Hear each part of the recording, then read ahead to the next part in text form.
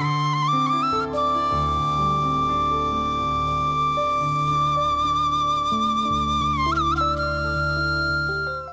TV நேயர்களுக்கு இன்றைய இனிமையான காலை வணக்கங்களை தெரிவித்துக் கொள்கின்றேன்.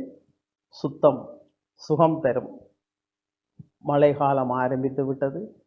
ஆக நாங்கள் எல்லோரும் மிகவும் சுத்தமாக செயலாற்றுவதற்கான ஆயத்தங்களை மேற்கொள்ள வேண்டும். டெங்கு நுளம்புகள தொல்லை வரும். ஆக இது ஒரு மிக முக்கியமான விழிப்புணர்வு. நீங்கள் எல்லோருமே உங்களுடைய பிரதேசங்கள், வீதிகள் எல்லாவற்றையும் சுத்தம் செய்தல். ஆக மழைக்காலம், மாரிகாலம் ஒரு புனிதமான காலம்.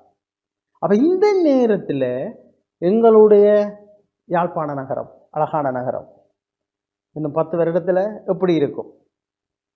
ஒரு ஆன்மீக சுற்றுலா மேற்கொள்கின்ற நகரம், தூய்மையான நகரமாக எங்கள் யாழ்ப்பாண நகரத்தை நாங்கள் மாற்ற வேண்டி இருக்கிறது.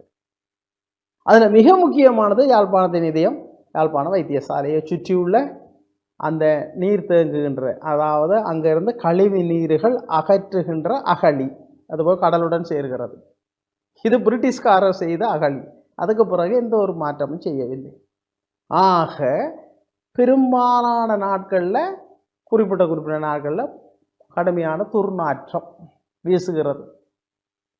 ஆக இதை யார் கவனிக்க வேண்டும்? அதே போல ஆரியகுளம் சிறப்பாக எல்லாம் துப்புரவாக்கி செய்தார்கள். அதுவும் இடைக்கிடம் மணக்குது ஒரு குறிப்பிட்ட நேரங்கள்.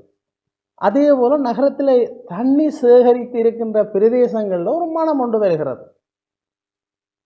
இலங்கையிலேயே வீதாசாரம் கூட என்ஜினியர்ஸ் இருக்கிற பிரதேசம் யாழ்ப்பாணம் என்று சொல்கிறார்கள். ஆனால் பாருங்க, இங்கே இந்த குளங்கள் முறையாக பராமரிக்கப்படவில்லை. அதற்கு பராமரிப்பதற்கான செயலாற்றுகைகள் மேற்கொள்ளப்பட வேண்டும். உரியவர்கள், இதில் பொதுமக்கள் ஒன்றும் செய்ய முடியாது. உரியவர்கள் மிக முக்கியமான நடவடிக்கை எடுக்க வேண்டும். நிறைய வளங்கள் இருக்கின்றன, கேட்டவுடன் தருவார்கள். கேளுங்கள், தரப்படும். யாழ்ப்பாண பல்கலைக்கழகத்தில் ஏழை மாணவர்களுக்கு பேராசிரியர்கள், விரிவிரியாளர்கள் எல்லோரும் சேர்ந்து உணவு கொடுத்தார் ஒரு நேரம், இந்த பொருளாதார இடைக்காலத்தில். அதுக்கு பிறகு கொடுக்க முடியல, அப்புறம் பொது நிறுவனங்களை கொண்டு கொடுத்தார்கள். அப்போ அதுக்கு பின்னர் இப்பொழுது, அதாவது எல்லா பிள்ளைகளுக்கும் இலங்கையிலேயே யாழ்ப்பாண பல்கலைக்கழகத்தில்தான் இதை சரியாக கொடுக்கின்றார்கள். ஆக இது ஒரு முன்மாதிரியான செயற்பாடு. இதை பார்த்த லைக்கா நிறுவனம் ஒருவரும் செய்ய வேண்டியதில் நான் மட்டும் செய்கிறேன் என்று சொல்லி இன்று யாழ்ப்பாண பல்கலைக்கழகத்தில் 1000க்கும் மேற்பட்ட மாணவர்களுக்கு ஒரு நேரம் சாப்பாடு, மிகச்சிறந்த சாப்பாடு, சில நேரம் பின்னேரம் அவர்கள் கட்டி கொண்டு போகிறார்கள்.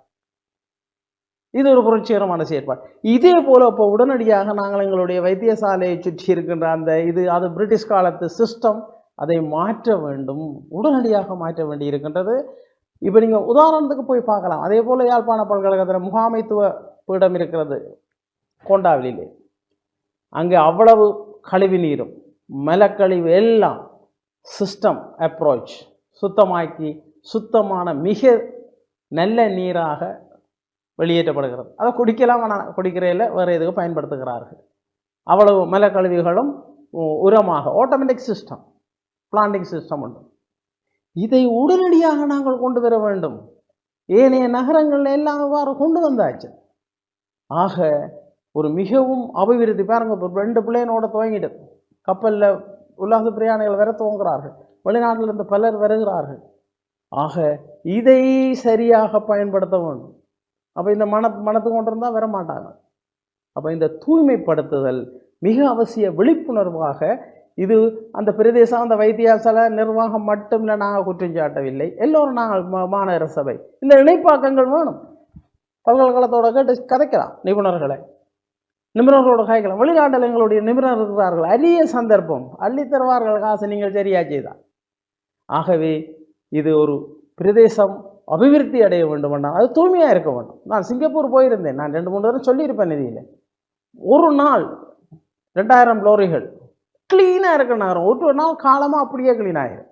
அவ்வளவு கொண்டு எரிக்கிறா. அதில் மின்சார உற்பத்தி, மிக தூய்மை, கடுமையான சட்டம், உலகத்திலே முதலாவது நகரம். ஆக இவ்வாறான ஒரு அருமையான நகரத்தை ஆக்குவோம். வணக்கம்.